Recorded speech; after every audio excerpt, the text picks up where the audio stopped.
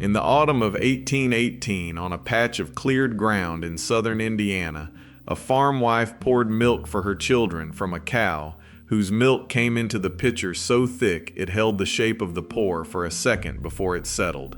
The milk was warm and white. It tasted the way it always tasted, so they finished their breakfast and went on with the day.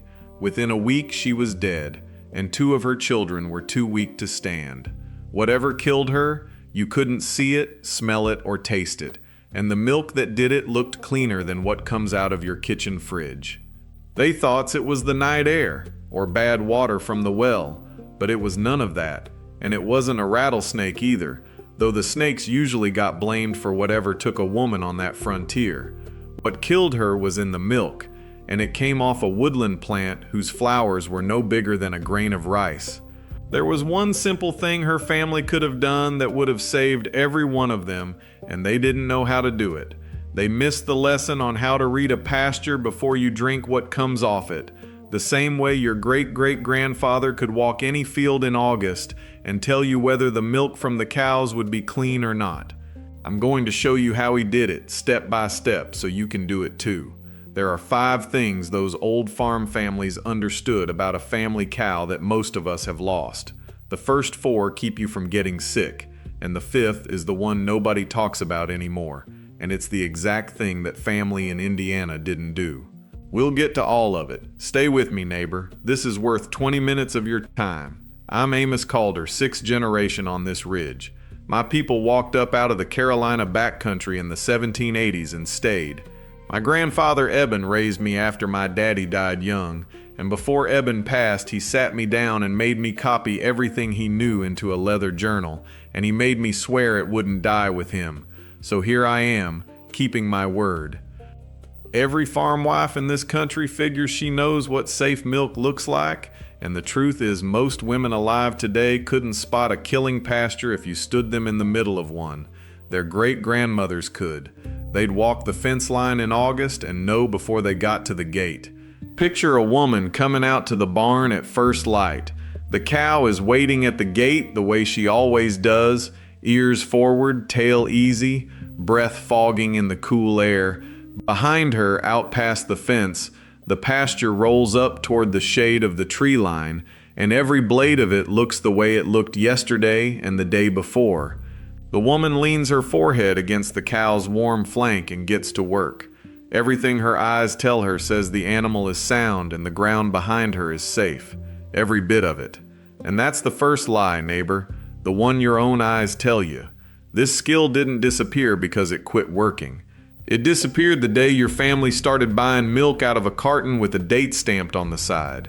Once that happened, there wasn't a dollar in you knowing your own ground. Nobody outlawed the family cow. They just took away every reason you had to learn how to read the pasture she came off of. And when nobody's got a reason to learn a thing, it dies off in one generation, yours. Before we go any further, hit that subscribe button. Not for my sake, friend. It's because the old skills we dig back up around here, once you've seen one, you're going to want the next, and the one after that. Let's go back to that healthy cow at first light. The old saying was that a bright-eyed cow gives clean milk, and that one saying put more frontier mothers in the ground than any rattlesnake ever did. It killed them because it makes such good sense on the face of it. A sick cow shows it in her eyes, a sick cow goes off her feed, and everyone's heard that a cow's own body filters out whatever shouldn't be in the milk. 3 things your eyes tell you, 3 things that feel dead right, and all 3 of them, in the wrong pasture, will put your whole family flat on their backs inside a week. What got that cabin in Indiana didn't care the cow was bright-eyed, didn't care she was eating well, didn't care one bit that her body was doing exactly what a cow's body is built to do. It came through all 3 of those defenses without breaking stride. What it couldn't come through was one single thing that family never did, and that one thing is what I'm building you toward. We'll get there. Stick with me. There are 6 parts to reading a pasture the way your great-grandmother read it. 6, in order. Miss the first 5 and you get sick. Miss the 6th, and the 6th is the part that's been cut clean out of the homesteading talk for 100 years now, and you end up like that cabin in Indiana. a shallow grave at the edge of the timber, with the wrong story cut into the stone over it. My grandfather Eben used to say, "The eye is the first thing to sell you out at the barn door," because the eye was built to catch a wolf in the tree line, not something smaller than a grain of rice. He was right. The thing that killed those children was exactly that small. So the first skill isn't a trick, neighbor, and it isn't a tool. It's learning to doubt the one sense you leaned on the hardest. That old line about the bright-eyed cow killed more mothers than any animal on the frontier, and I'm going to walk you through exactly why each piece of it fooled careful, level-headed farm families who should have known better. The second thing is the ground. This is where nearly every person who ever kept a family cow got fooled, because they were looking at the wrong 90% of their own place. Picture the north side of a slope in the Ohio Valley in late September.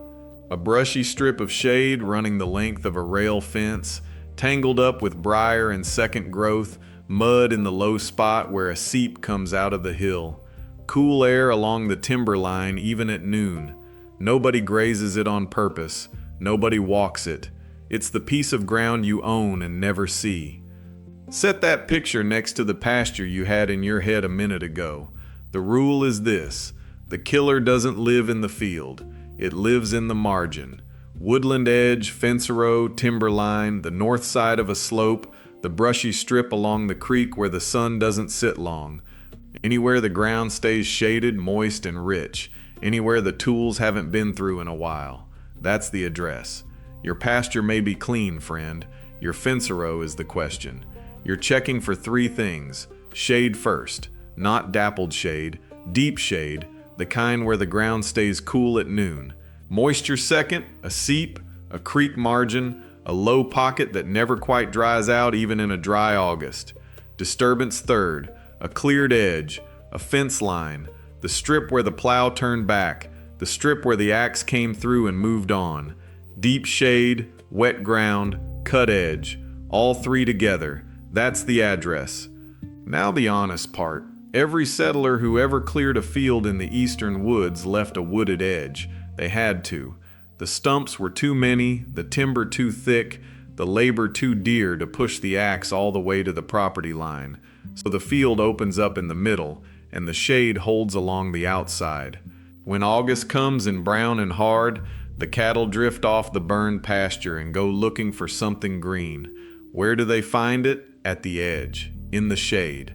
On the strip nobody grazes on purpose. The shape of a frontier farm walked the animals right into the killer every summer without a single owner ever meaning it. Eben knew this from walking his ground. The Uzda range management people confirm it in writing. Shade edges are the last green refuge in a drought pasture, and cattle will graze there when they'll graze nowhere else. That's the modern side saying, in institutional print, exactly what Eben wrote out in his ledger in his own hand. Take the neighbor who fenced a good-looking pasture in the spring and never once walked the fence row all summer. He looks at his field. His field is clean. His field isn't the question. His fence row is the question, and in a dry year, his fence row is where his cow spends her afternoons. An old-timer will tell you the wood belongs to the woods, always. You mow the pasture, you cut the hay, you spray the thistle, and the strip along the trees you leave alone, because it isn't really yours in the way the pasture is. That habit is the trap. You have to walk it. You have to know what's in it, because the animal already knows, and she's going in. Do this today. This Saturday, walk your own edges. Not your middles, your edges. Every fence row, every wooded strip, every creek margin, every low pocket where the shade sits. 10 minutes with a stick, looking down at what's growing there. You'll have done more than most people who ever kept an animal in this country. So now you know when. You know where. Piece 3 is what you're looking at, and it's a plant most people have walked past 100 times without ever really seeing it. The third thing is the plant. This is the one you have to learn with your own eyes, because nobody in this country is going to teach it to you unless you ask. Imagine yourself standing at the edge of a timber line in the second week of September. Cool air off the woods. A stand of knee-high plants growing thick in the deep shade along a rail fence. Green leaves. Small white flowers up on top in flat little clusters, the size of a silver dollar each, 3 or 4 of them to a stalk. It looks like nothing. It looks like weed. It looks like the kind of thing a man walks past 100 times in a life and never once stops to name. That is the trap. It does not look dangerous. The plant is white snakeroot.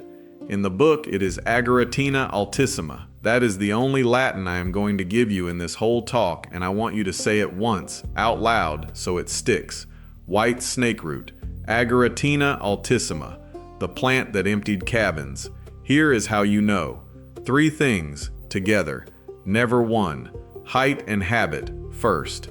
Knee-high to waist-high. Upright, not sprawling. Growing in shade, not sun. If you find a plant that fits the leaf and the flower, but it is growing out in the middle of an open pasture in full sunlight, that is almost certainly not your plant. Snakeroot is a shade plant. It lives in the wood's edge. That is home. Leaf, second. This is your workhorse tell. The leaves grow opposite one another on the stem, matching pairs, one on either side, all the way up, not staggered, opposite. Each leaf is broad at the base, shaped a little like a spade or a heart, and it comes to a point at the tip. The edges are toothed like a saw, small even teeth all around. And each leaf sits out from the stem on its own little stalk, what a botanist would call a petiole. Opposite leaves, toothed margin, heart shape at the base, long petiole. If you have those 4, you are on the plant. Flower, third. Late summer through the first frost, the top of the stalk sends up flat clusters of small white flowers.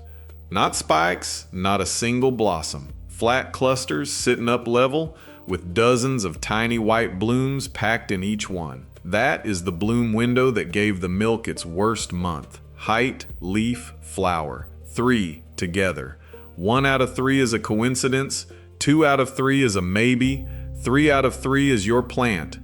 Now the lookalikes, because you will meet them. Boneset grows in the same country and puts up flat white flower clusters at the same time. The tell is the leaf. Boneset leaves clasp the stem like they have been pierced through. Snakeroot leaves sit out on their own little stalk. If you can slide a fingernail between the leaf and the stem, it is snakeroot. If you cannot, it is boneset. There are a few white asters that will fool a hurried eye in September, but their leaves are narrow and slim, not heart-shaped. Slow down. Look at the leaf. The leaf tells you. Eben pressed 1 between 2 pages of his ledger in the fall of 1873. It is still in the book.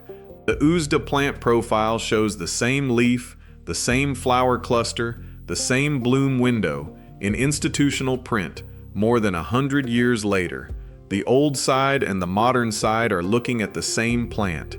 Here is the failure mode. Trying to name it in July, when the flowers are not out yet. Snakeroot in July is a green plant with pretty leaves and no bloom. You need the flat white cluster to close the deal. Wait for the bloom. That is when you name it. It is not exotic, friend. That is the honest part. It is not rare. It is not hidden in some deep hollow you would have to hunt for. It is wallpaper. That is why nobody saw it for a century. Do this today. Learn 1 plant this week. 1. Make it this one. Print off a picture. Take it to your fencerow in September and match it to what is growing there. Then you know your ground. The toxin in that plant has a name, trematol. But I want to be honest with you here. What that toxin does to the animal is the next piece. And piece 4 is where this stops being about botany. Because the cow that killed that family in Indiana was getting better while she did it. Everything we've gone through so far, a careful man could figure out with his own 2 eyes and a season of paying attention. Season, ground, plant. 3 things a family could learn between one summer and the next if somebody sat them down and said it plain. What is coming next is the part that broke 100 years of doctors, and it is the part that made this thing invisible. Piece 4 is the animal. Picture this. A cow in a barn lot in the 2nd week of September. A good milker, hand-raised, named. She walks out of the stall stiff in the hind end, planting her back feet careful, like she is not sure the ground is going to hold. When she stands still, you can see a shake in the flank, a fine tremor running under the hide, coming and going. Her breath is short. She will not eat what you throw down for her. The old-timers had a name for it. They called it the trembles. What they were watching, in the animal, was the same poison that was killing the family. Here is the mechanism, and I want you to sit with this one, because it is the piece that ate 100 years of good people alive. The toxin in that plant is fat-soluble. It moves with the fat, which means when a lactating cow eats snakeroot in the shade, the poison does not stay in her body the way it would in a dry animal or a steer. It rides out of her, hour by hour, milking by milking, in the cream. The pail is the exit, which means the milking cow, the mother of the calf, the animal your family drinks off of, can look like the healthiest animal on the place, because she is unloading it into the bucket. She was getting well. She was getting well by putting it in the bucket. And that is why the whole diagnostic logic of that century broke on it. Every instinct a farmer or a country doctor had, going back to the beginning of keeping livestock, said the same thing. A poisoned animal looks poisoned. Watch the herd. Cull the one that goes down. If the milking cow is bright-eyed and standing square, the milk is good. That was the rule everybody knew, and it was exactly wrong on this one poison. The fifth thing is the churn. Imagine a spring house dug into the side of a hill, cool air holding steady in there even in August. A wooden butter churn standing in the corner, a stone crock, cloth over the top, set back on the shelf, packed with butter to feed the family through winter. That is not a scene of danger. That is a scene of a good family doing everything right. That is the problem. The toxin does not stay evenly spread through the milk. It rides with the fat, which means when a family takes a pail of milk and lets it stand and skims the cream and works the cream in the churn, everything that came out of that cow rides with the cream and ends up in the butter. Nothing stays behind in the buttermilk. Nothing washes out. The butter is not a diluted product of the milk. It is a concentrated one. Where the poison is concerned, the butter is worse than the milk it came from. Cheese runs the same road. The curd holds the fat. The whey runs off clean. Whatever came out of the animal in the cream stays with the wheel on the shelf. Fresh milk one day, cured butter 3 months later. The dose goes up. That is the mechanism. Now stay with me on the horror of it, friend, because this is where the whole thing turns cruel. A family that did not put up butter and cheese was a family that would starve in February. Everything on that frontier ran on stores. You milked in summer to eat in winter. You churned the surplus. You worked the butter down and packed it in salt in a stone crock and set it back cool. You made cheese in the fall to have something with dry bread in February. That was the whole logic of a homestead. Nobody was doing wrong. Nobody was being wasteful. Nobody was being lazy. The better the housekeeper, the worse the outcome. Read that again if you need to. In a bad August, in a bad pasture, on a shaded edge, the woman who churned every surplus pint and put up more butter than her neighbors and cured her cheese out properly and salted her crock down tight was the woman who fed her family the concentrated dose all winter long. The thrift was the mechanism. The virtue was the trap. Then winter came. Once or twice a week, from November into March, the crock went back on the table. In a good year, it kept a family fed. In a bad one, it kept dosing them. No one at that table would have suspected the butter. These were their winter stores, the food they had spent all summer putting by. Everything you've heard so far, a sharp family could have pieced together in a bad summer if they had known to look. What comes next is the thing that took the whole country 110 years to figure out, and the reason it took that long is that they were all looking in the pail. Piece 6 is the piece the whole thing has been building to. Here is the rule, and I want you to sit still for it. There was no test, no color, no smell, no taste, no curdle, no sign on the animal that a careful eye could catch in time. Skimming the milk did not help. Souring it did not help. Boiling it did not help. Churning it made it worse. Every buried skill we have talked about on this channel, there is a step. Salt it, smoke it, boil it, cook it through, split it and dry it. Something you do with your two hands. This is the one where the step does not exist. There was nothing you could do to that milk, ever, that would make it safe. Nothing. Sit with that a minute.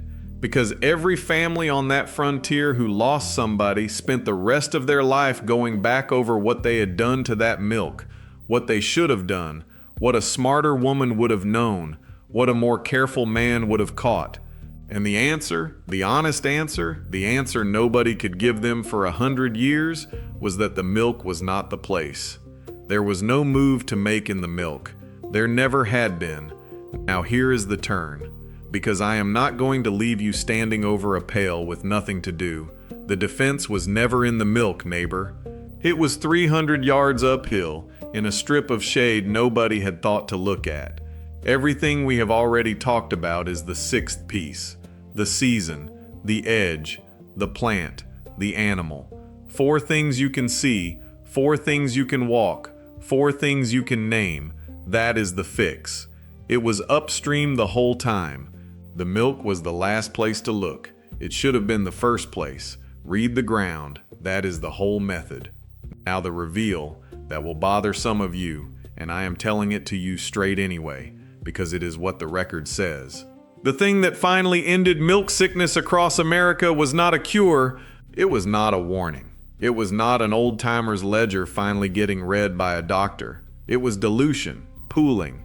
By the early 20th century, most of the milk in this country was coming into a dairy from 20 farms, 50 farms, 100 farms, mixed in a tank, sent out in a bottle. If one cow on one back 40 was clearing Snakeroot into her pail was already lost in 1,000 other pails before it got to a table. The dose died in the mix. That is what saved us, not knowledge, arithmetic, which tells you exactly who was never protected by that arithmetic. Then, and now, the family with one cow. I am not standing here telling you pooling was a plot. It was not. It worked. It saved children. It is what let this country stop watching every fencerow it owned. But it worked by accident on this poison, and the protection it gave never once reached the house that kept its own animal. Every step of dairy consolidation that made a city child safer left a farm child exactly where the frontier had left them, alone with one cow, in one pasture, in one August. Which brings us to the piece I owe you before we close, because this thing is still live. I want to be precise, and I want you to be precise when you repeat it, because a vague version of this gets ignored, and a careful version gets acted on. The narrow, real risk profile today. A single family cow, or a small herd, 3 or 4 head, grazing woodland edges, fence rows, shaded strips, in the plant's range, which is most of the eastern and central states. Late summer through first frost. Milk not pooled. Goats too, and hard on the kids. Not raw milk in general, not the store carton, not the certified dairy, this particular set. If any of those pieces are on your place, you are the family the arithmetic never covered. Read the ground. Now the honest word I owe you before we close. Because the people who solved this were not the people credited with solving it, and you deserve to know who was actually holding the answer while the profession looked the other way. Picture farm country in the Ohio Valley in the 1830s and 40s, small settlements, log cabins, families losing people over one August and no doctor within a day's ride. And in among them a woman named Anna Pierce Hobbs Bixby, out in Illinois. She had watched neighbors go down. She did what a careful person does. She fenced a calf. She fed it snakeroot on purpose.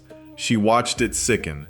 She watched it recover when she pulled it off. And then she wrote letters east to any doctor who would open the envelope, telling them what she had found. The story handed down alongside hers, told in the old accounts, is that a Shawnee woman had shown her the plant. I am telling you that as tradition, friend, not as documented fact. But it belongs in the record. because tradition is where a good deal of what actually kept people alive was carried. Anna Pierce Hobbs Bixby wrote those letters in the 1830s. White snakeroot was not officially confirmed as the cause of milk sickness by the medical profession until 1928. I want you to sit with the arithmetic of that. Somewhere between 90 and 110 years passed between the people who knew and the people with the credentials. Not because the answer was hard. She had the answer. She fed it to a calf and wrote it down. The answer was hard to hear from where it was coming from.